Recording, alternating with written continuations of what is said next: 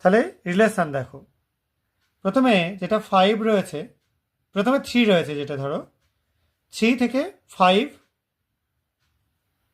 তার থেকে যাচ্ছে 7। এবার 3 তারপরেরটা পাচ্ছ 8, তাহলে 3 থেকে 8 করতে গেলে কি পাচ্ছ? 3 প্লাস 5 করে পাবে 8। একইভাবে ভাবো 15 কিভাবে পাচ্ছ? 5 থেকে 5 প্লাস 10 করে পাচ্ছ 15। এবার 7 থেকে 22 কি করে পাচ্ছ? 7 প্লাস 15, তার থেকে পাওয়া যাবে 22। ঠিক আছে, তাহলে প্রথমটার সঙ্গে 5, পরেরটার সঙ্গে 10, তারপরে 15 যোগ হলো।